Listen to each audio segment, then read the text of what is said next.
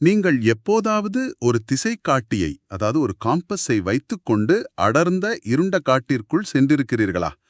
காடு எவ்வளவு பெரியதாக இருந்தாலும் சரி, நாம் எங்கு தொலைந்து போனாலும் சரி, அந்த திசைக்காட்டி மிக தெளிவாக வடக்கு எது தெற்கு எது என்று காட்டும் இல்லையா? ஆமாம். அந்த திசைகாட்டி நம் கையில் இருக்கும் வரை நமக்குள் ஒரு ஆழமான நிம்மதி இருக்கும். கரெக்ட். அப்படித்தான் நம்முடைய வாழ்க்கையிலும் உண்மை, நன்மை, தீமை என்றெல்லாம் மிக தெளிவான அறுதியான அளவுகோல்கள் இருப்பதாகவே நாம் காலம் காலமாக நம்புகிறோம். ஒரு உடைந்த எலும்பை எக்ஸ்ரே காட்டும் தெளிவுடன் உண்மையை நாம் எவ்வித சந்தேகமுமின்றி நம்புகிறோம். கண்டிப்பா. அந்த தெளிவுதான் மனிதர்களுக்கு ஒரு மிகப்பெரிய உளவியல் பாதுகாப்பை தருது. பாத்தீங்கன்னா, நாம் வாழும் இந்த குழப்பமான உலகை ஒரு பாதுகாப்பான தர்க்க ரீதியான கட்டமைப்புக்குள் வைத்திருக்கிறோம் என்ற எண்ணம். ஆனா, இப்போ ஒரு நிமிஷம் கற்பனை செய்து பாருங்கள். நீங்கள் முழுமையாக நம்பி அந்த திசை காட்டி திடீரென்று எல்லா திசைகளிலும் பைத்தியம் பிடித்தது போல் சுழலத் தொடங்கினால் எப்படி இருக்கும்? ஓஹோ, அது ஒரு பயங்கரமான நிலைமைதான். ஆமா, நாம் நம்பிய அந்த தெளிவான பாதைகள் எல்லாம் வெறும் மாயை என்றும், நன்மை தீமை என்று நாம் போட்டுக்கொண்ட கோடுகள் எல்லாம் முற்றிலும் போலியானவை என்றும் தெரிந்தால் உங்களின் மனநிலை எப்படி இருக்கும்?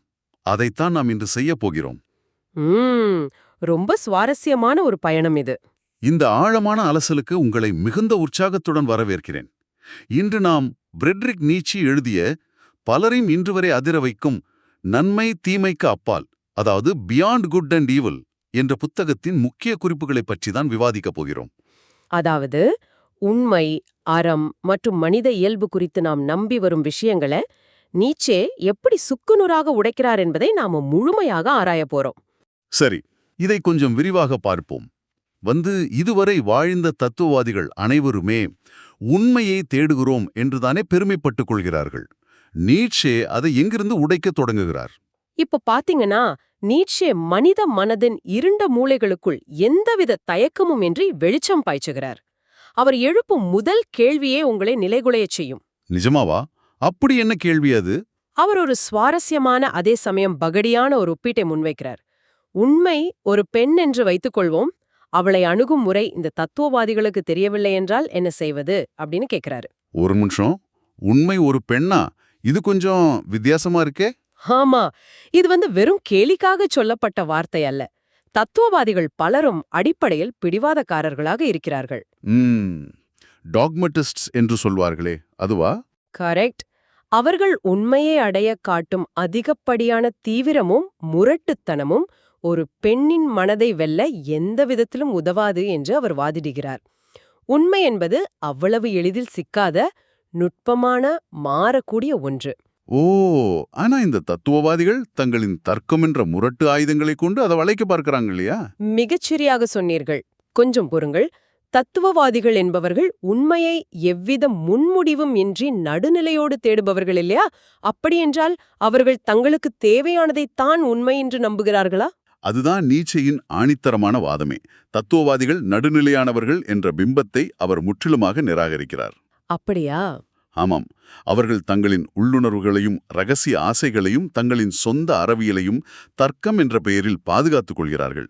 இதை விளக்க அவர் 2 மாபெரும் தத்துவவாதிகளை தோலுரிக்கிறார். யார் அந்த 2 பேர்? காண்ட் தனது மனதில் ஏற்கனவே ஒரு முடிவை வைத்திருந்தார். அதாவது, அன்றைய சமூகத்தின் கிறிஸ்துவ அறநெறிகளை பாதுகாக்க வேண்டும் என்ற ஆசை அவருக்கு இருந்தது. ஓகே. அந்த முடிவை நியாயப்படுத்துவதற்காக அவர் தர்க்கம் என்ற ஒரு மிகப்பெரிய சிக்கலான தத்துவ கட்டமைப்பை உருவாக்கினார். தான் விரும்பும் அறிவியலை நிலைநிறுத்த அவர் தர்க்கத்தை தனக்கு சாதகமாக வளைத்தார். அப்போ அவர் முன்கூட்டியே முடிவெடுத்துட்டு அதுக்கேத்த மாதிரி தர்க்கத்தை உருவாக்குனாரா? கரெக்ட். இதைத் தொடர்ந்து ஸ்பினோசா என்ற தத்துவவாதியையும் நீச்சே கடுமையாக விமர்சிக்கிறார். ஸ்பினோசா தனது தத்துவங்களை கணித வடிவத்தில் மாற்றியமைத்த தந்திரங்களை ஒரு பெரிய ஏமாற்று வேலை என்கிறார். ஹலோ, ஒரு நிமிஷம். கணித வடிவத்தில் மாற்றுவது ஏமாற்று வேலையாகும். கணிதம் என்பது மிக துல்லியமான ஒன்றாயிற்றே. அதுதான் தந்திரமே. பாத்தீங்கன்னா, கணிதம் என்பது எவராலும் மறுக்க முடியாத புறவயமான ஒரு விஷயமாக தோன்றும் அல்லவா? ஆமா, ஆப்ஜெக்டிவா இருக்கும். ஸ்பினோசா தனது தனிப்பட்ட நெறிமுறைகளையும் சொந்த கருத்துக்களையும் ஒரு வடிவவியலை போன்று, அதாவது ஜியோமெட்ரி போன்று எழுதினார். இதன் மூலம் தனது தத்துவத்தை யாரும் தனிப்பட்ட முறையில் விமர்சித்து விடக்கூடாது என்பதற்காக. ஓஹோ. கணிதம் என்ற கவசத்தை அவர் அணிந்து கொண்டார். இது என் கருத்து அல்ல, இது கணிதம் போன்ற மறுக்க முடியாத உண்மை என்று உலகை நம்ப வைக்க அவர் செய்த தந்திரம் அது என்கிறார் நீட்சே. இது உண்மையிலேயே ஒரு மிக முக்கியமான கேள்வியை எழுப்புகிறது. அப்படியென்றால் தத்துவவாதிகள் என்பவர்கள் உண்மையை ஆராய்ந்து தீர்ப்பு வழங்கும் நடுவர்கள் அல்ல. இல்லை, கண்டிப்பா இல்ல. தங்களின் சொந்த ஆசைகளையும் முன்முடிவுகளையும் நியாயப்படுத்தும் வழக்கறிஞர்கள் போல செயல்படுகிறார்கள். இதை கேட்கும் நீங்கள் உறுதியாக நம்பும் ஒரு கொள்கையோ அல்லது சித்தாந்தமோ உண்மையிலேயே தர்க்கத்தின் அடிப்படையில் உருவானதா அல்லது உங்களின் சொந்த விருப்பங்களை நியாயப்படுத்த உருவாக்கப்பட்டதா என்று ஒரு நிமிடம் சிந்தித்துப் பாருங்கள். மிக அருமையான ஒரு சிந்தனை இது. சரி, தத்துவவாதிகள் உண்மையை திரித்து கூறுகிறார்கள் என்பதை புரிந்து கொள்ள முடிகிறது. ஆனால் தர்க்கம் என்பது பொய் என்றால் நாம் நேரடியாக இயற்கையை தானே பார்க்க வேண்டும். இயற்கை. சில தத்துவவாதிகள், குறிப்பாக ஸ்டோயிக்குகள், இயற்கையின்படி வாழ வேண்டும் என்று கூறுகிறார்களே, இயற்கையை பின்பற்றுவதில் என்ன தவறு இருக்க முடியும்? அங்குதான் நீட்சே தனது அடுத்த அடியை வீசுகிறார். ஸ்டோய்க்குகள் இயற்கையை ஒரு புனிதமான, ஒழுங்கமைக்கப்பட்ட, அர்த்தமுள்ள விஷயமாக கருதுகிறார்கள். ஆனால் நீட்சே இயற்கையை எப்படி பார்க்கிறார் தெரியுமா? எப்படி பார்க்கிறார்? இயற்கை என்பது எந்த நோக்கமும் இல்லாத, இரக்கமற்ற, நியாயமற்ற, அளவற்ற, ஈவிரக்கமற்ற ஒரு பெரும் சக்தி. ஒரு புயலுக்கோ அல்லது பூகம்பத்துக்கோ நல்லவர்கள் யார், கெட்டவர்கள் யார் என்று பிரிக்க தெரியாது. ஆமா, இயற்கைக்கு எந்த அறநெறியும் கிடையாது. அப்படி இருக்க இயற்கையின்படி வாழ வேண்டும் என்று ஸ்டாய்க்கிகள் கூறுவது ஒரு மாபெரும் மோசடி என்கிறார் நீட்சே.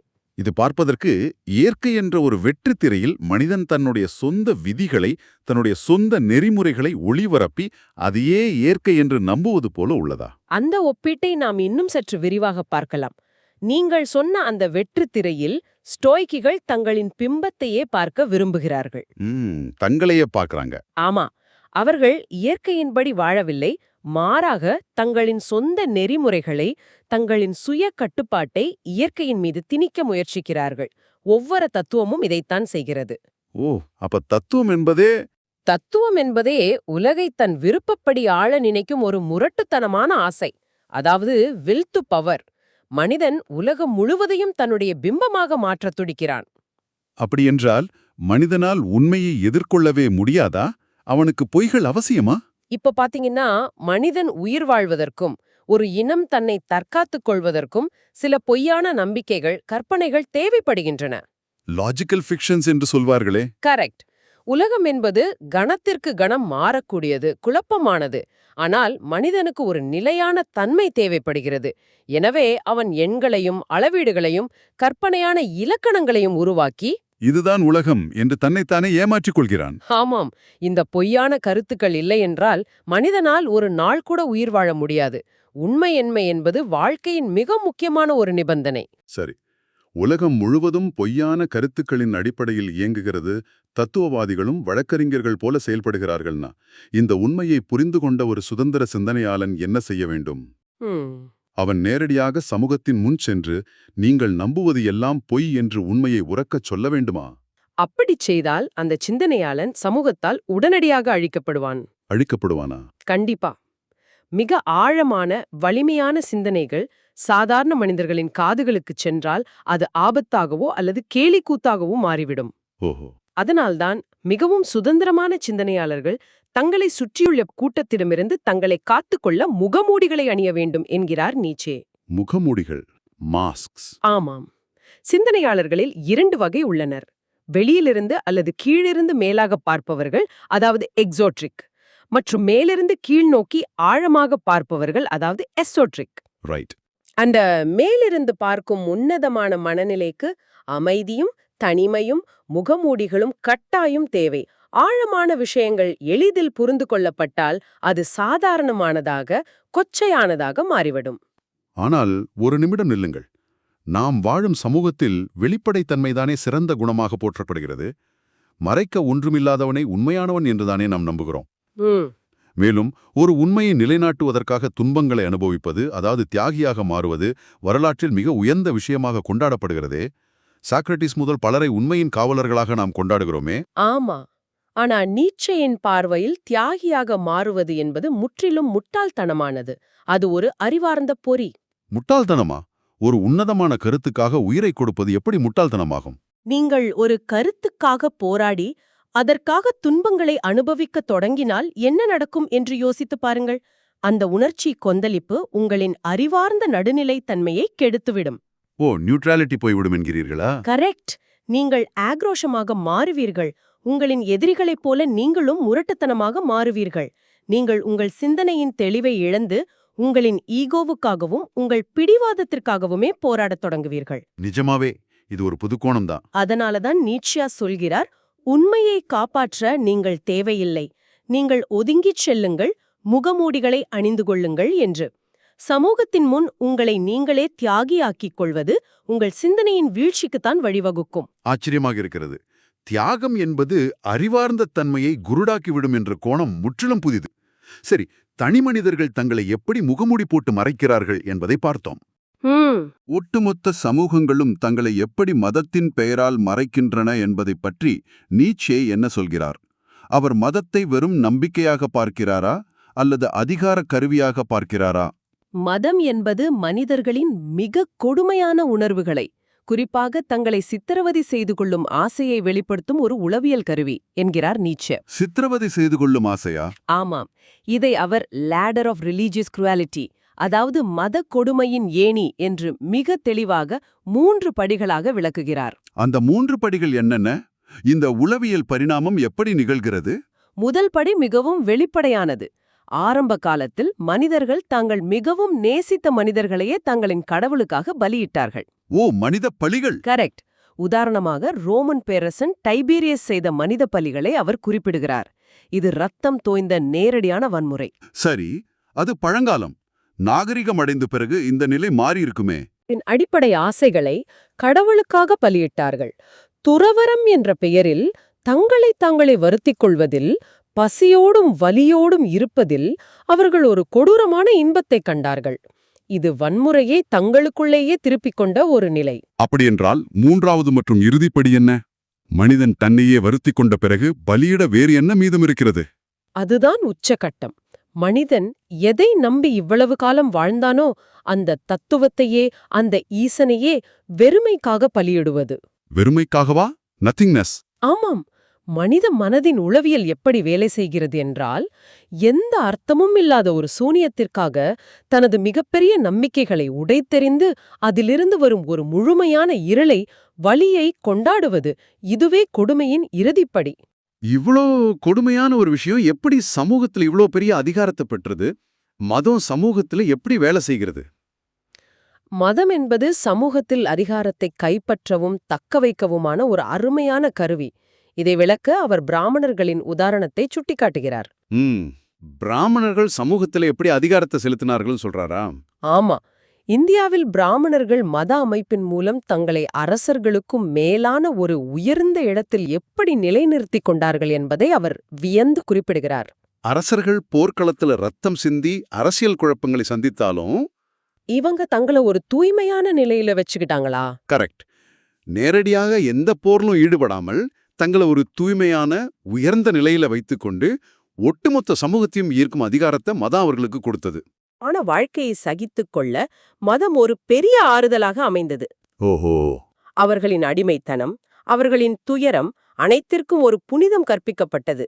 இந்த கஷ்டங்கள் கடவுள் உனக்கு கொடுத்த வரம், மறுமையில் உனக்கு சொர்க்கம் கிடைக்கும் என்று கூறி அவர்கள் அந்த அடிமை நிலையிலேயே எவ்வித கேலியும் இன்றி திருப்தியடைய மதம் உதவியது இல்லையா? ஆமா. அது அவர்களின் புரட்சி மனப்பான்மையை முற்றிலுமாக மழுங்கடித்தது. சற்று சிந்திக்க வேண்டிய விஷயம்.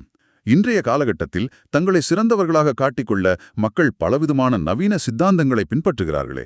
முற்போக்கு என்றும் பழமைவாதம் என்றும் பல முத்திரைகளை குத்திக் கொள்கிறார்களே. அதுவும் இதே மனநிலையின் நீட்சிதானா? கண்டிப்பாக.